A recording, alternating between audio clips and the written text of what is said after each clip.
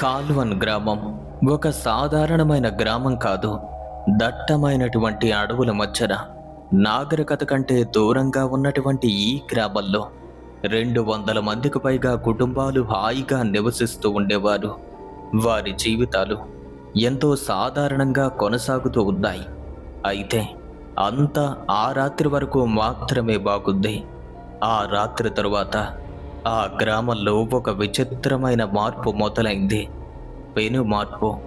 అది కార్తీక మాసం ఆఖరి అమావాస్య నాటి రాత్రి. ఆ రోజు సాయంత్రం 6 గంటల నుంచి ఆకాశం మారటం మొదలైంది. నెమ్మదిగా ఆకాశంలో మేఘాలు కమ్ముకున్నాయి. గ్రామం మొత్తాన్ని కూడా అష్టదిగ్బంధనం చేస్తున్నట్టుగా పెద్ద పెద్ద మేఘాలు, అవి నలుపు రంగులో కాకుండా రక్తవర్ణంలోకి మారిపోతున్నట్టు కనిపించాయి. ఇక గ్రామస్తులు భయంతో ఆకాశం వైపుగా చూశారు. ఆ తరువాత ఒక్కసారిగా పెద్ద పెద్ద ఉరుములతో వర్షం మొదలైంది. మొదట మామూలు వర్షం అనుకున్నారు, కానీ తరువాత అర్థమైంది అది సాధారణమైన వర్షం కాదు. ఆ వర్షం పడుతూ ఉంటే నేల తడిసి కాలిపోయిన బూడిద వాసన వస్తుంది. అంటే ఆ వర్షానికే నేల కాలుతున్నట్టుగా ఉంది. ఎప్పుడైతే దాని యొక్క చినుకులు గ్రామస్తుల యొక్క చర్మం మీద పడ్డాయో ఆ క్షణం వారి యొక్క చర్మం కూడా కాలటం మొదలైంది. గ్రామస్తులంతా హడిలిపోయారు. భయంతో పరుగులు పెడుతూ ఎవరి ఇళ్లలోకి వారు పరిగెత్తారు. ఆ రాత్రి గ్రామం మొత్తం కూడా ఆర్తనాదాలతో నిండిపోయింది. పిల్లలు ఏడ్చారు. ఆడవాళ్ళు ఇళ్లలోని పూజా మందిరాల్లో ప్రార్థించారు. ఇళ్లల్లో ఉన్నటువంటి ముసలి వాళ్ళు, పెద్దలు లోపల తలుపులు వేసి అందరినీ జాగ్రత్తగా ఉంచారు. ఆ రాత్రి గడిచింది. వర్షం ఆగింది. మరుసటి రోజు ఉదయం మెల్లగా గ్రామస్తులు భయపడుతూ బయటకు వచ్చి చూస్తే ఎటువంటి ఆనవాళ్ళు లేవు. ఇళ్ల బయట అడుగుపెట్టినటువంటి గ్రామస్తులకు ఒక భయంకరమైన దృశ్యం ఎదురైంది. గ్రామంలోని పశువులన్నీ కూడా చచ్చిపడి ఉన్నాయి. కానీ వాటి శరీరాల మీద ఏ ఒక్క గాయం కానీ, రక్తపు చొక్క కానీ ఏమీ కనిపించలేదు. ఖాళీ చర్మాల్లా అవి ఎలా అంటే పూర్తిగా ఎముకలు గూడులా మారిపోయి ఉన్నట్టు కనిపించాయి. అలాంటి ఒక దారుణమైన దృశ్యాన్ని గ్రామస్తులు మునుపెన్నడూ ఎరుగలేదు. ప్రతి ఇంటి ముందు అదే పరిస్థితి. ఇళ్ల ముందు ఉన్నటువంటి ఆ పాకల్లో పశువులు ప్రాణాలు కోల్పోయి ఉన్నాయి. ఇక ప్రజలంతా కూడా భయపడిపోతున్నారు. ఇది సహజమైన మరణం కాదని అందరికీ అర్థమైంది. కానీ దానికి కారణమేంటో తెలియదు. బాధతో ఆ రోజు గడిపారు. ఇక రెండవ నాటి రాత్రి మరొక సంఘటన.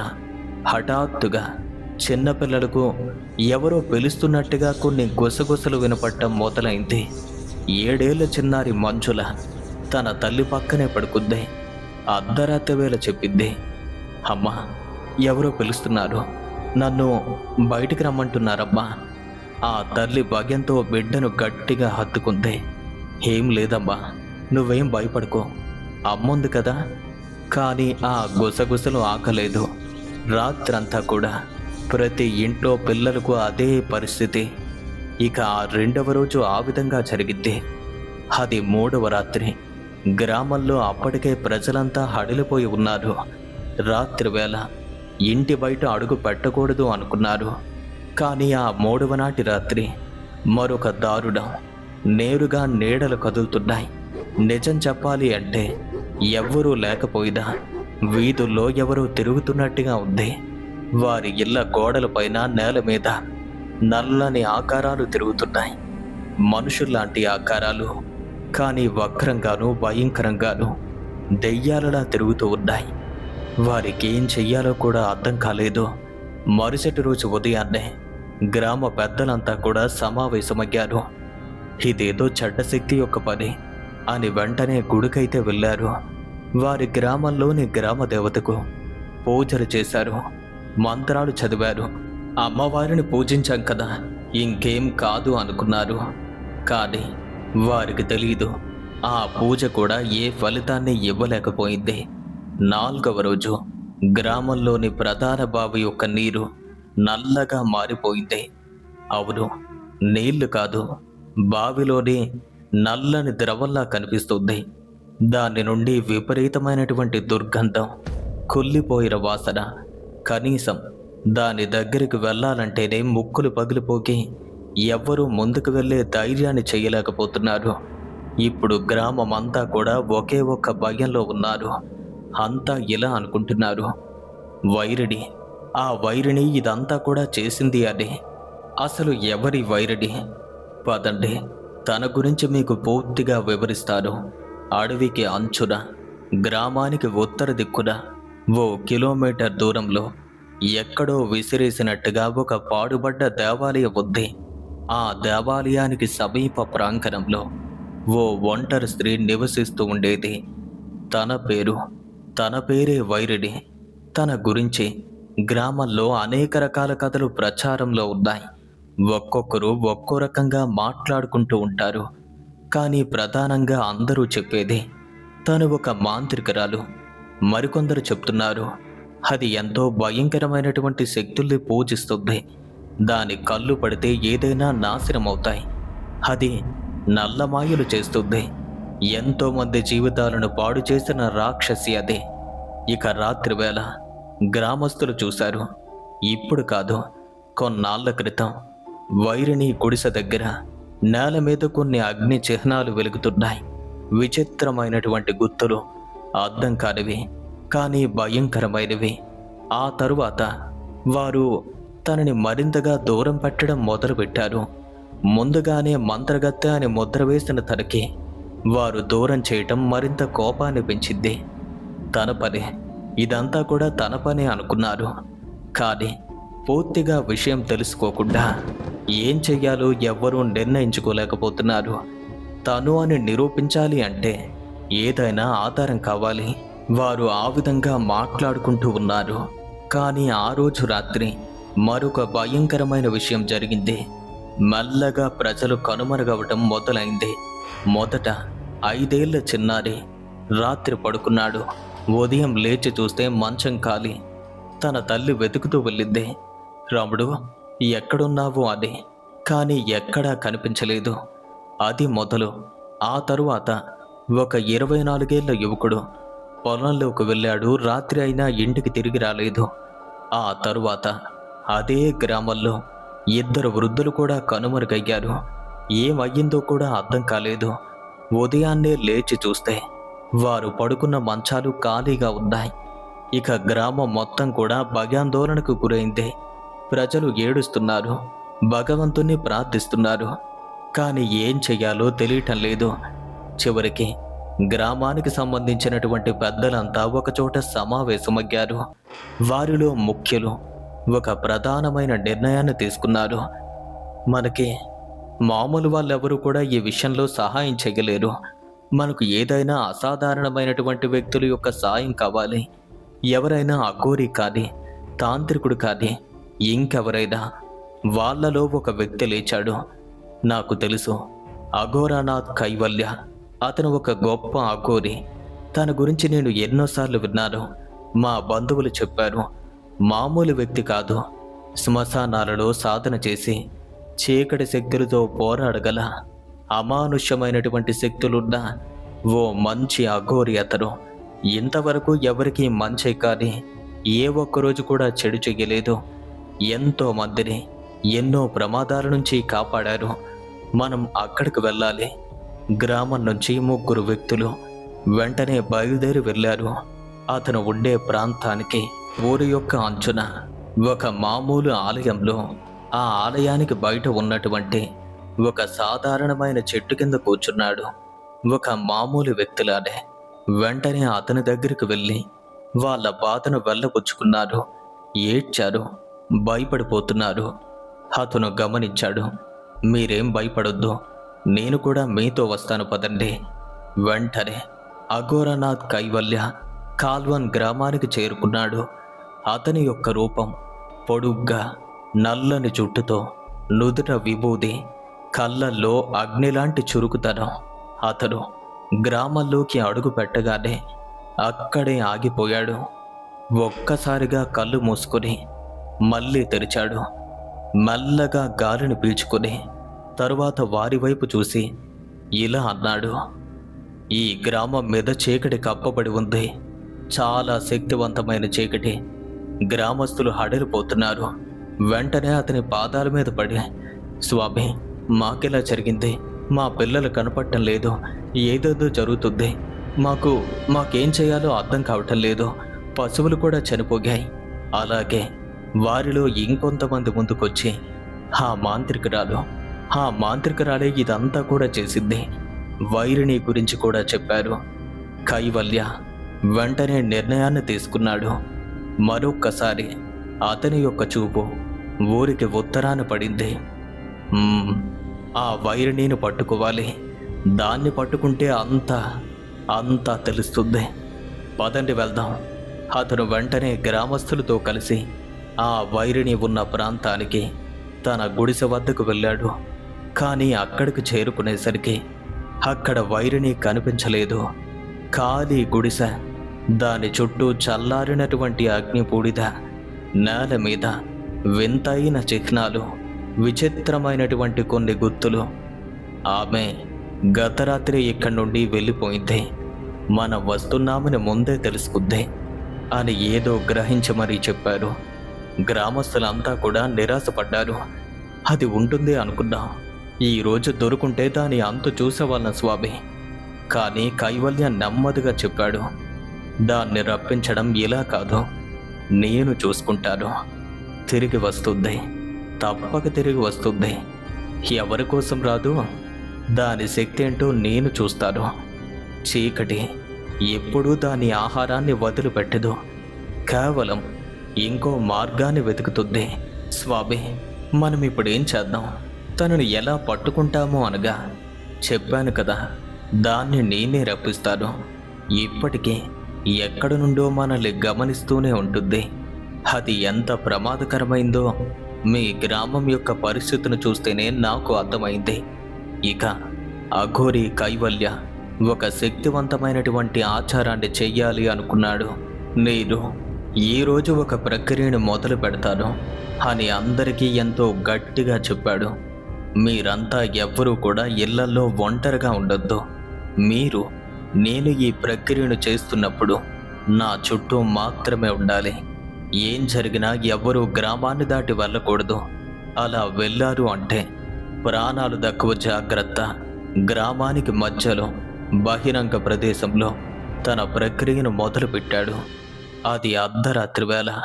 ఆకాశంలో చంద్రుడు పూర్తిగా కాదు, ఎక్కడో కొంచెం మాత్రమే కనిపిస్తున్నాడు. కైవల్య పవిత్రమైనటువంటి అగ్నిని తన చేతులతోనే ప్రజ్వలించాడు. అతని చుట్టూ విభూతితో పురాతనమైనటువంటి చిహ్నాలు గీశాడు. ఆ చిహ్నాలు చూడటానికి ఎంతో భయంకరంగా ఉన్నాయి. పాముల్లా, పుర్రెల్లా, కొన్నిసార్లు త్రిశూలాల్లా కనిపిస్తున్నాయి. ఏవో కొన్ని అక్షరాలు మామూలు వారికి అర్థం కానివి వింతైనటువంటి భాషలో ఉన్నాయి. ఏదో పురాతనమైనటువంటి లిపిలో. అతను వెంటనే మంత్రాలు జపించడం మొదలుపెట్టాడు. ఎంతో గట్టిగా జపిస్తున్నాడు. గ్రామస్తులంతా అతని చుట్టూ దూరంగా నిలబడి చూస్తున్నారు. చాలా నెమ్మదిగా వాతావరణంలో మార్పు మొదలైంది. అంతవరకు వీచినటువంటి గాలి ఒక్కసారిగా ఆగిపోయింది. ఎక్కడా ఏ కదలిక లేదు. అంతవరకు ఉన్నటువంటి ఒక సాధారణ ఉష్ణోగ్రత ఒక్కసారిగా పడిపోయింది. చుట్టూ పొగ మంచు కమ్ముకుంది. ఒక్కసారిగా దూరంగా కుక్కలు భయానకంగా అరవడం మొదలుపెట్టాయి. గ్రామాల్లో మిగిలి ఉన్నటువంటి అక్కడక్కడ చిన్న చిన్న మేకలు, అలాగే మరికొన్ని జీవులు, అవి కూడా ఎంతో దారుణంగా అరుస్తూ ఉన్నాయి.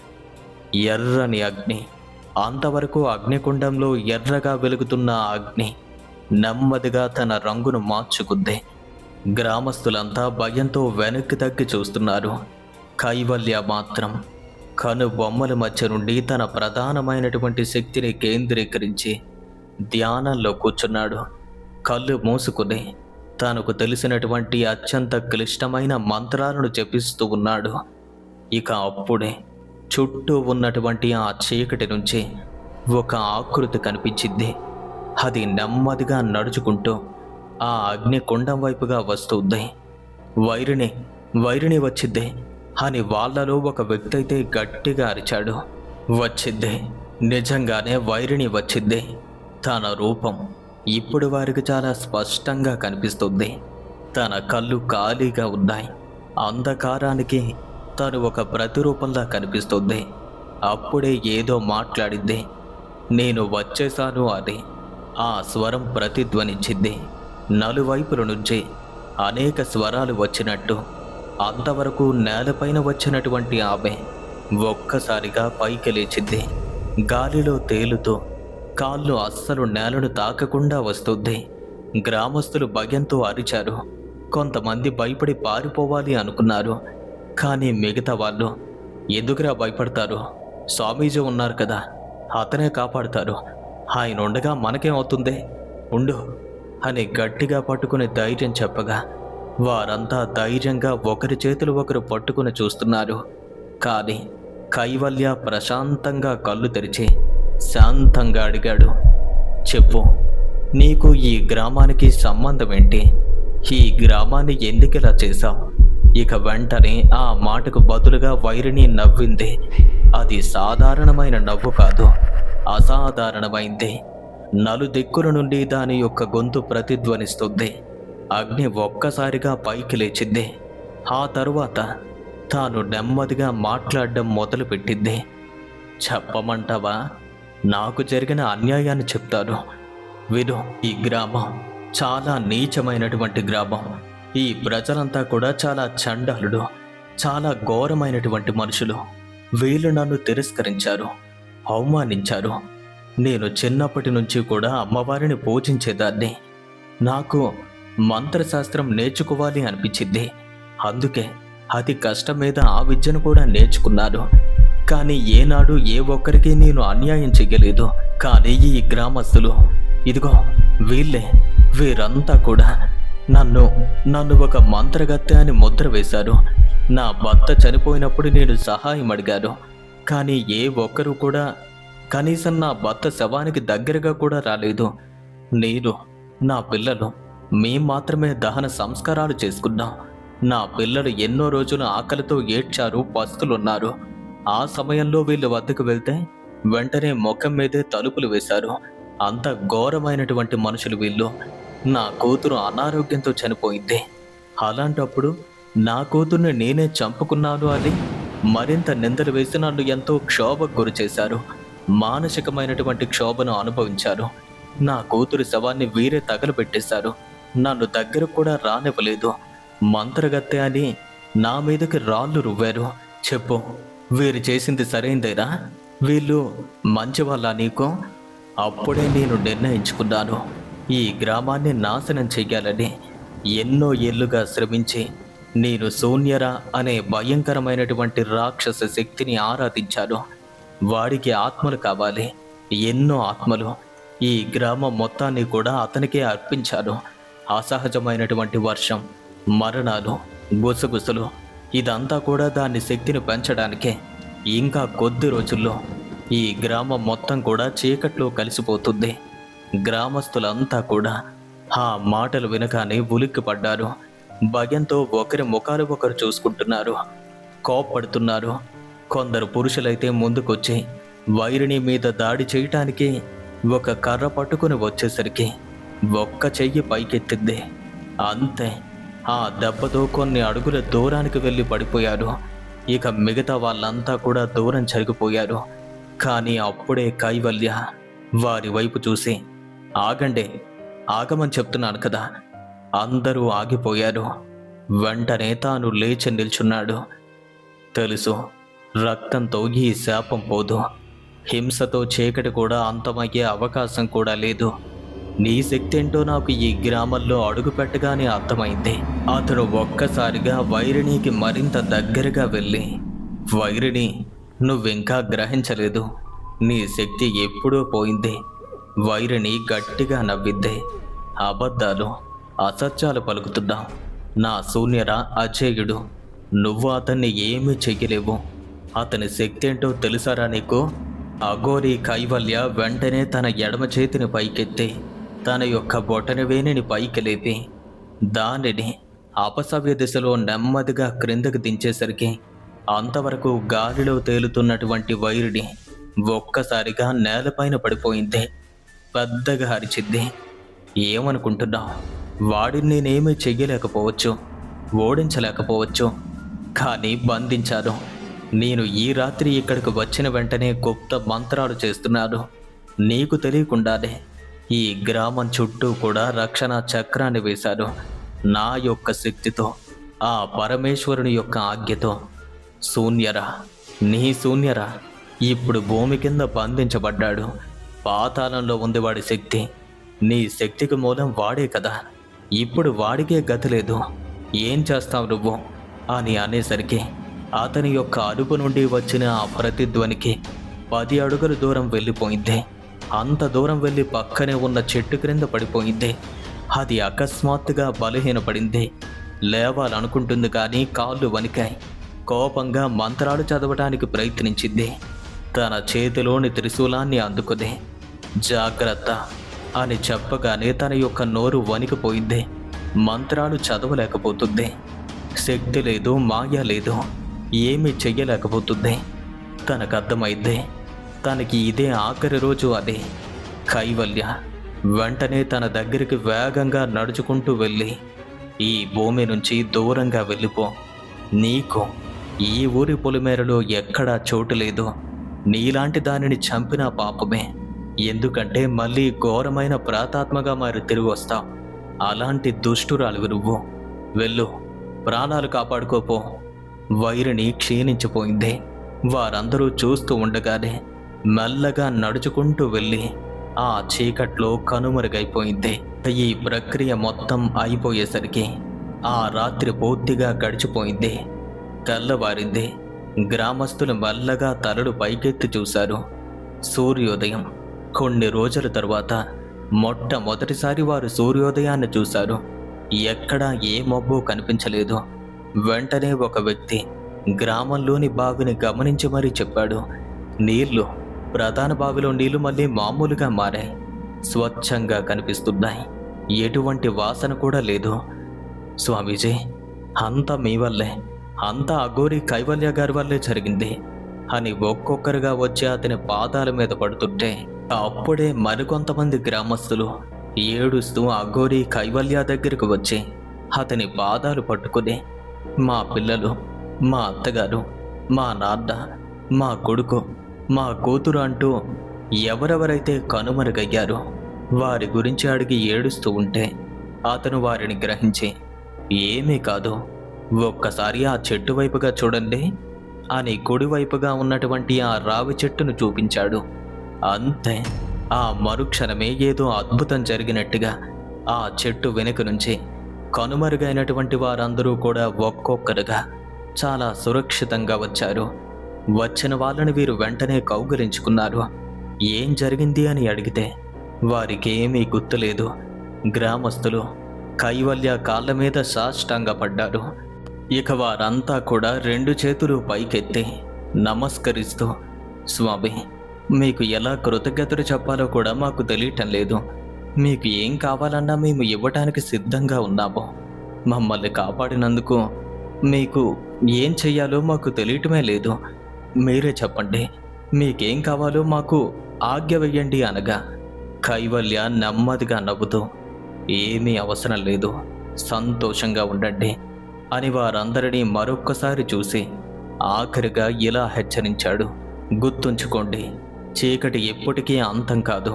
అది మళ్ళీ వచ్చే అవకాశం ఉంటుంది. మీరు ఐక్యంగా ఉండండి. ఎవ్వరినీ తిరస్కరించొద్దు. ద్వేషం మళ్ళీ చీకటిని ఆహ్వానిస్తుంది.